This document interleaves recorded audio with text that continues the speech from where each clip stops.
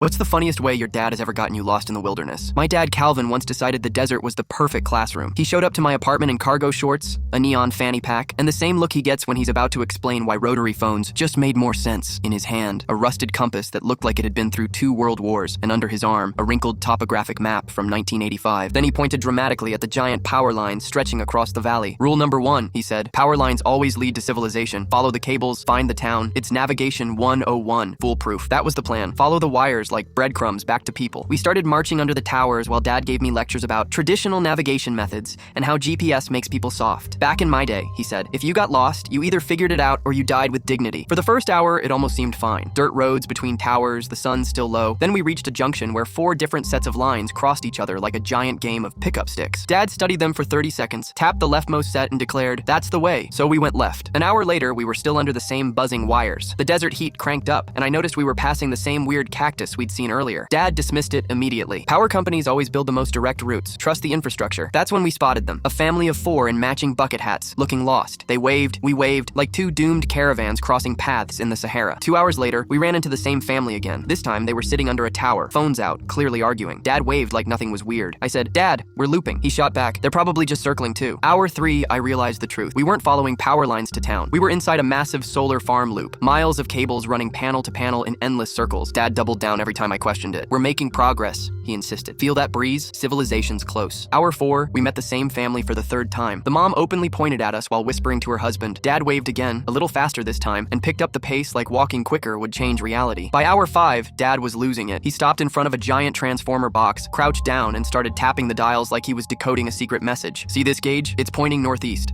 That's our path. I said, Dad, that's a voltage meter. It's pointing northeast, Aaron, he snapped, nodding along with the humming like the box was whispering directions only he could hear. At this point, he was basically taking orders from electrical equipment. Then a maintenance truck rolled up. A guy in coveralls climbed out, looked at us, and immediately knew. Solar loop, huh? You've been walking circles all day. Dad's face went crimson. Actually, we've been following the lines systematically. It's foolproof. The worker smirked, clearly used to this. Yeah, happens every month. Folks think these lines go somewhere. They don't. They just feed back into themselves. Dad tried to salvage his theory. Well, technically, they did lead us to you, which means the system works. The guy just sighed, waved us toward the truck, and offered a ride. Climbing into the cab, I glanced at Dad. He was sitting there proudly like he'd just been validated by the universe. He even pulled out his compass again, muttering about refinements for next time. The worker caught my eye in the rearview mirror and mouthed, sorry. Meanwhile, Dad had already launched into another lecture about how transformer boxes were basically compasses, if you knew how to read them. We didn't say a word the rest of the ride.